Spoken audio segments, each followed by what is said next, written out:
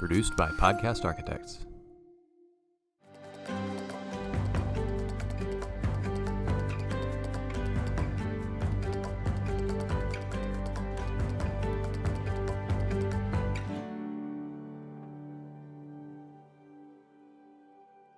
Hi, Channa Borman here with Straight Talk and Honest Advice, my podcast about a person's journey through the decision to get a divorce, the divorce process, and then how they reacclimate to life after that divorce is finished. And today I'm here with my friend Jessica, who was kind enough to join me. We're being hosted by the Stella Hotel here in Bryan College Station, so thank you to them. But here, Jessica, thank you so much for joining me today. Thank you for having me. Jessica, I know you've had a journey. And I wanted to kind of talk to you about what that journey looked like for you. As I've talked to you about before, I want to share what my clients' journeys have been like and what were their struggles, what were the barriers, how did they make those decisions? So can you give maybe an overarching view to our listeners here? What was the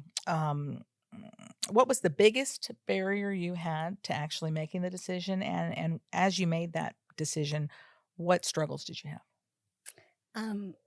So for me, I ended up just with life circumstances and situations. I got in a very, very low place to where I even attempted to end my life.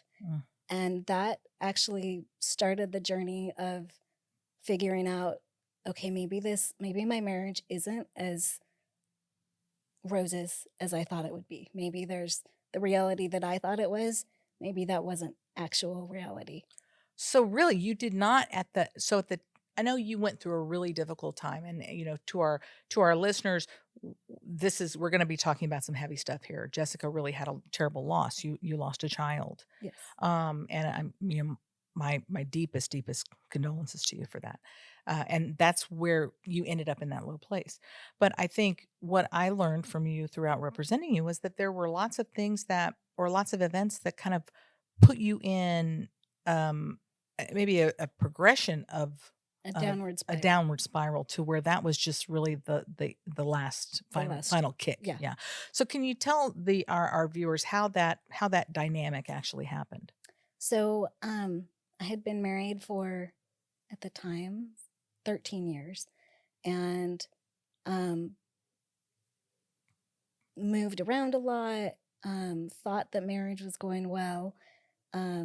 We ended up losing our last son in 2019, and that was kind of the icing on the cake. Struggled with postpartum depression, turned into severe depression, and was at the mental capacity of, hey, I think my kids will be better off without me. Getting to that place, mental capacity wise, of you're just not in the right headspace. You're not in your own headspace. Mm-hmm. We've talked before about just losing yourself. At that point, I was so far gone from the real me, I didn't even recognize the person in the mirror. To be able to say, hey, my 4 kids that are here would be better off without me, that's just not that's not a healthy mental place to be. Mm-hmm. Well, that's not the Jessica you'd been. The me, Jessica. Mm-hmm. Yeah. Mm-hmm. Yeah. So can you share what were some of the things? Let me back up a little bit. Yeah. Did you see that you weren't the Jessica that you had been before? Did you see that until the loss? Not until the loss. So why was that? How could that be? So after my 4th child, it took a little bit for me to realize that I had postpartum depression. Mm-hmm. And I brought that up to my ex, or my husband at the time, and it's like, hey, this isn't right. I can't think of a single thing that brings me joy or happiness. Like, this is not me. Like, I could rattle off 20 things and nothing sounded like, oh yeah, I want to go do that. I couldn't name a single thing. Mm-hmm. The whole idea of we're only responsible for our own reactions. So his response and reaction to me wasn't helpful. So it started with me acknowledging postpartum depression. Mm-hmm. Then we got pregnant with number 5, who was the one that we lost. Mm-hmm. And it just continued the downward spiral. And the only glimpse was, hey, there might be something going on, because I can't find joy in anything. But Mhm. that was really the only thing that I had seen was nothing sounds like fun. So were you just too close to it to see? I think so.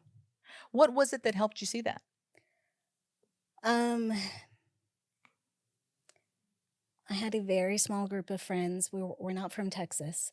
A couple ladies that when they would start to invite me to things or even trying to stay connected with friends out of state, and I would just find myself more and more reserved and more withdrawn. Mhm. I'm like, this isn't how I used to be.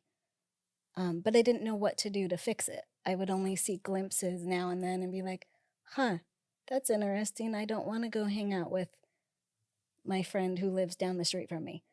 Um, I don't want to stay connected with my friend that I've stayed connected with for 10 years. Mhm. Mhm.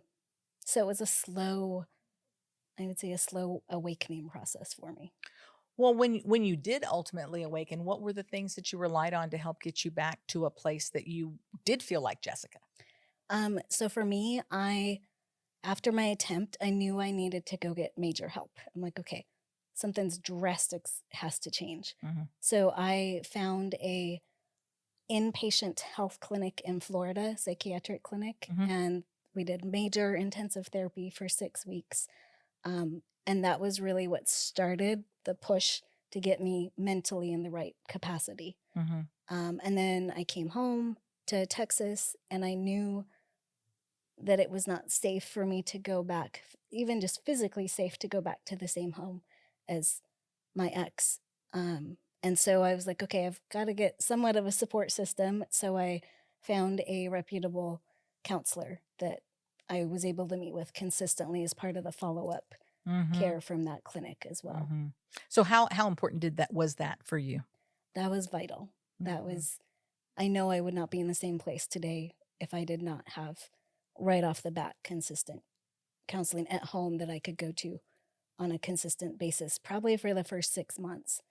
And I actually also hired a life coach for Mhm. that first 6 months too, and that just kind of helped reset my brain status to be like, hey, this is the right path to go to happiness and to Mhm. finding the old Jessica again. Did that help you focus on the future, or what was it that that life coach or that counselor did particularly that helped you kind of get over the hump? So I can clearly remember the point where I lost hope in my marriage ever being able to get restored. Mhm. But then I can also remember, oh, there's hope again. Mm. So the life coach and the counselor were able to help be like, no, there is hope and there Wow. can be hope. Wow. So when was the decision made for you to file for divorce? Where did your divorce decision fall in that kind of, In the timeline? timeline. So after the attempt and after the treatment, I was still on the fence line of, oh, maybe I can just try whatever I can try to save my marriage. I went to a friend's house and brought my ex, and the friends were in a very similar situation to us. They had lost a child. Mm. That wife had attempted, the husband had found her, very similar life circumstances. And the husband and wife were weeping in front of me, and they're like, we are so sorry that we let you down. We didn't realize the extent that you were hurt, the extent that you needed help. We are so sorry we didn't help you. Mhm. Um, to the tune when I looked at my ex, his response was, well, you guys may have failed Jessica, but I never have. And that for me was that's the line in the sand. Okay, there's no coming back from this. Mhm. If you can say that you have no regrets in how you treated me, this marriage can't last. Mhm. Mhm. So Mhm. that was my writing on the wall. Wow. Was that after you came back from your Yeah, that was probably maybe 6 weeks, if that. Had you already hired a lawyer by that point? No, I think I had a conversation with you, Mhm. but I was still on the fence about actually Is that right? divorcing or not. Yeah. What was the barrier for you? I mean, why did you believe that you would want to reconcile your marriage?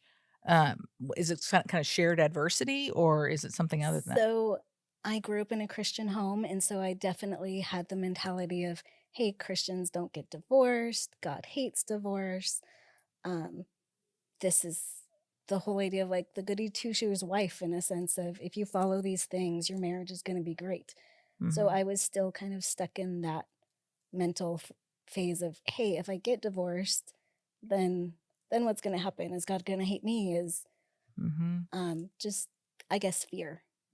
Fear. Yeah. Fear of God hating you. Did you have fear that you would have like peers judge you? Yes. So ironically, after the time in Florida, I came back, and the small community that I was part of completely turned their back on me and rejected me at that point. So by the time it came time for the divorce decision, I'm like, well, I've already lost what local community I had. Right.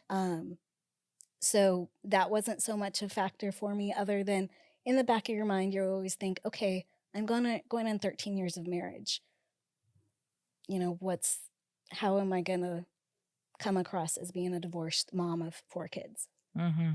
Or I think too, you know, I'm 13 years in. Am I willing to give that up? Yeah. Right. Or am I willing to walk away from that? Don't I owe that relationship more effort? Yes. Right. Do you think there's anything that could have been done to save it? No. Did that Other help than you not start it? other than not start it? But then you wouldn't have your But 4 then I wouldn't have my kids. Yeah, then you wouldn't have your kids. Yeah. What was your husband willing to engage in therapy or counseling with you at all? We even tried therapy a couple of times. Oh. Well, I was at the clinic. My therapist tried wholeheartedly to get him to engage in therapy. And we even tried, we were gifted I want to say week-long intensive through Focus on the Family. They have a marriage intensive. And I still think it's great information. They have great resources. It's just, it's not going to work if you only have one committed spouse. That's right. Only one person can't fix it. Yeah. That's exactly right. You know, one person, or strike that, one aspect of a divorce is family. You have 4 kids. Yes. What concerns did you have in contemplating a divorce about dealing with the kids? And then what concerns did you have, I guess, about dealing with your spouse? Yeah. Right. Tell me about that. So with the kids, I kind of have 2 groups of kids, 2 sets of kids, as I call it. I have the littles, who are both younger than 6, and then I have 2 teenagers. And even in the separation time, my youngers had the hardest time. They were starting to get, I remember just being at my wit's end. My youngest boy, he would literally go on tantrums for 5 or 6 hours. The whole idea of, well, what do I do now? I took him to a play therapist, and he started stripping and ran around the place naked. And I'm like, for like hours. And I'm like, and this is why we're here. We're going to be here for a while. Yeah. And this is what we need you for. And this is what we need you for. I'm out of ideas. And that was just doing the separation. And so going, do I suck it up and go back? But I knew that wasn't an option either. And then you have the whole aspect of the teens going, okay, you know, just the age that they are, and the whole idea of, you were a family, now that's no longer going to be a united family. But in the long run, it wasn't an option to be an unhealthy family. It's much better to have one healthy family than a smaller family that may not have both partners. Well, yeah, and you're still a family, right? We're still a family. You and your 4 kids are still a family, whether there's a dad in the home or not. They still have a dad. Right.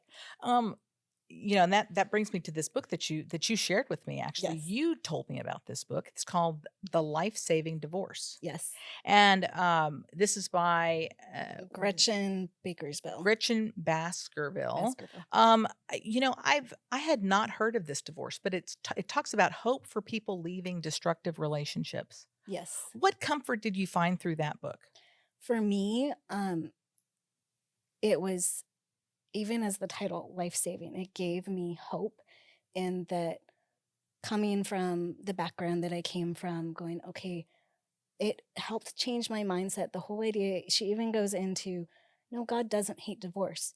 God hates why people get divorced and hates the emotional, mental, physical abuse that goes on, Mm-hmm. but he wants you to be healthy. Mm-hmm. Mm-hmm. And so she does a great job explaining just the stereotypes and speaking truth into it. Right. Speaking truth to what's best for you, as God doesn't want anything other than what's best for you. Yeah. Right. Yeah. I mean, God wants what's best for all of us, and what's And us health. right? Yeah. Emotionally healthy relationships is what God wants. Yeah. Right.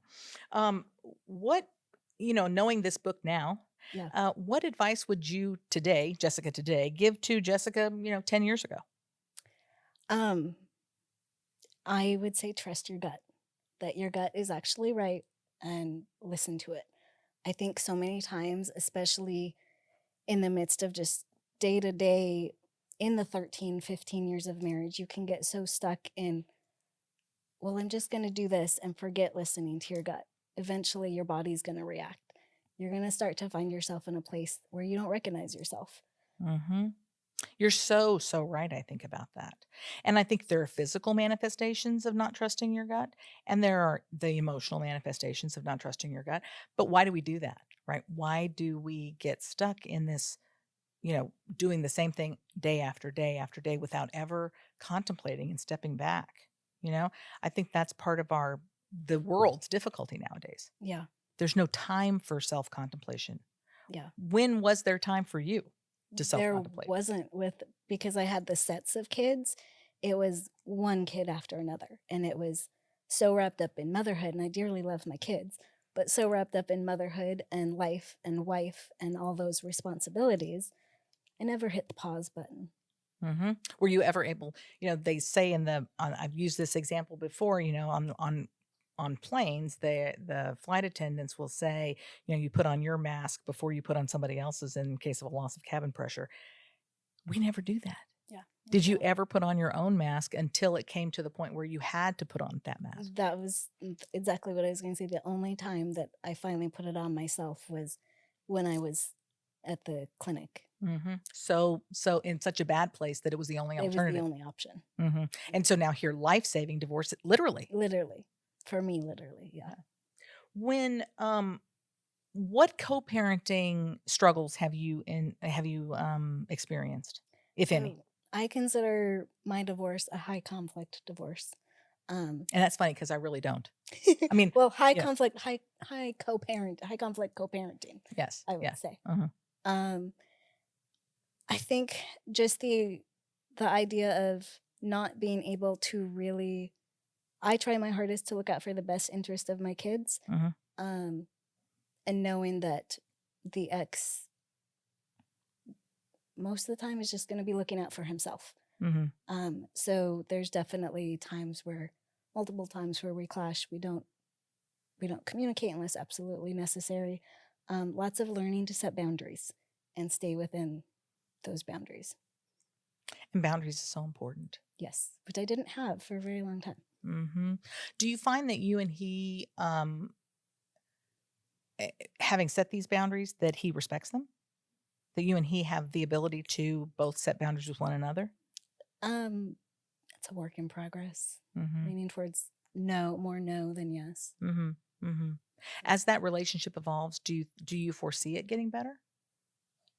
I hope so, but I don't know. Mm-hmm.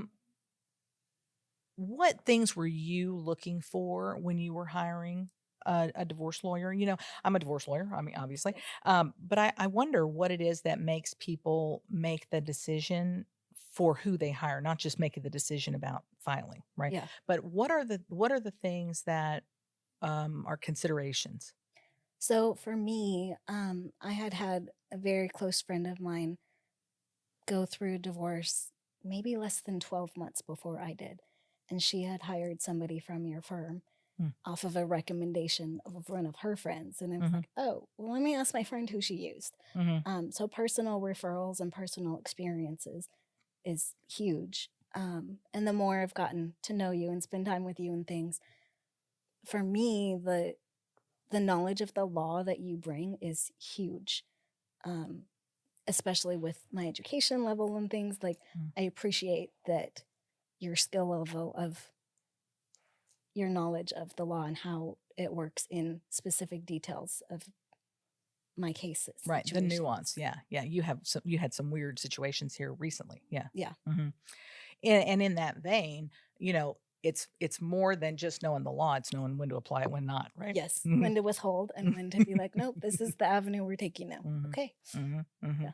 And working with the team. So, in my law firm, we have multiple members of that team. Yes. How have you navigated that path, or what would you say to people whose lawyers, whose lawyers use a team approach? I think it's better because I think you get better service that way in the sense of you have more people fighting for you. Even looking and seeing how many, when I get like a group email, I see all the people who are also on that email going, okay, I have this many people fighting for me. This many people have my back. That's a cool perception. I like that. I love that, actually. I love that. Whereas I'm just trying to make sure everybody knows about what happens in a case so that somebody can respond if I'm in trial. Right.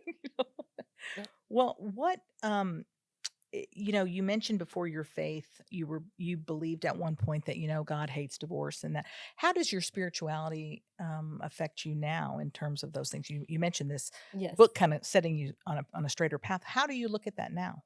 So it took a while again to like open my eyes. I think part of my situation, I think that there was definite spiritual abuse, which I know is kind of a newer thing. I didn't even know about it until along the journey I got introduced to that concept. Mhm. And she even talks about it in her book. And I was like, oh, I think that I experienced this. So for me, spiritually, it's been a journey as well, going, okay, it's not that I had to just kind of fine tune, I had to shave off the bad stuff. And I had to shave off the stuff that really wasn't truth and fill it with truth and solid information and get me thinking the right direction, even spiritually. I think that's interesting that you had to shave off part of it. You didn't completely say, I'm going to reject the entirety of it. That Right. you still had enough, I guess, or your core was still spiritually invested. Yeah. But you had the discernment to see what maybe was false and what was not. Yeah. That's a good way of putting it. Yeah. That's through the book? Part of that is the book. And then I listened to a couple of videos. Patrick Doyle is another guy who does a lot of stuff on spirit, mainly helping women through spiritual divorce, Oh, wow. spiritual abuse, Oh, and their divorce process. so in the spiritual abuse specifics. Yes. Wow. Yeah, Okay. he did. Someone shared with me when I was at the clinic, because he has like 35 videos, courses or something, and I went through all of that while I was over there as well, and that was such a helpful, just eye-opening experience for me because I didn't realize that I had been spiritually abused, basically. And then once you see it, it becomes so obvious. Yes. Right? And it's like, why didn't I see that before? Oh, okay. Mm-hmm. During the process that we went through your divorce, were you able to see a future? Were you able to see what you wanted that future to be? Not in the beginning. Mm-hmm. Especially not knowing in my situation in the beginning, not knowing even down to geographic location, going, okay, the whole idea of like, what am I allowed to do? What am I not allowed to do? Where can I move? Where can I not move? But it's been, now that have made the move with my kids and stuff, I absolutely love where we are living. I see such a brighter future for the kids and for me than I ever did before. I love that. Than you ever did before. Yes. Absolutely. Did you see the future you have now when you were married? I mean, No. could you foresee the happiness you're having now when you were together? No, even my youngest girl and I didn't realize I loved the beach until all of this. Mm-hmm. So I take her to the beach every chance we get. And just the joy that you get to see in your kids through the journey, and you find joy in yourself in the midst of it. I never would have foreseen that. You become a better mom. Mm-hmm. Not just a better person, better mom. Yeah. Right. Were you ever worried about the example you were setting for your kids? Like, what should a wife accept from a spouse? What should a, husband do as a spouse? Were you ever worried about that example? I think prior to making the decision to file for divorce, that was definitely a big thing in my mind going, I want to be able, when my kids are of the right age, to be able to stand before them and say, I tried everything to make this marriage work. Mm-hmm. Whether I share all the details with them or not, that waits to be seen, but at least to be able within myself to say, yes, I tried everything to make this work, but I'm much happier and better off out of the situation, out of the marriage. Well, would you ever want any of your 4 kids to be in a marriage like you were in? Absolutely not. There's no way I would have. That was a big decision also. Part of the factor of deciding to divorce, to show my kids, don't keep staying in this situation that's not healthy. Take the plunge no matter how hard it is. My motto for this year is I can do hard things. I love It's that. worth the plunge. I love that. I can do hard things. Yes. I love that. We will accept nothing less than anything, than Yes. everything. That's exactly right. We will accept nothing less than everything we deserve. Yep. So, Jessica, thank you so much for coming today. I've really enjoyed visiting with you, and I just love the transformation that's happened with you. You are a remarkable woman. Thank you so much. We love you. So, thanks so much to you, our viewers, for coming in and visiting with us today. That's all we have. Straight talk and honest advice. We'll see you next time.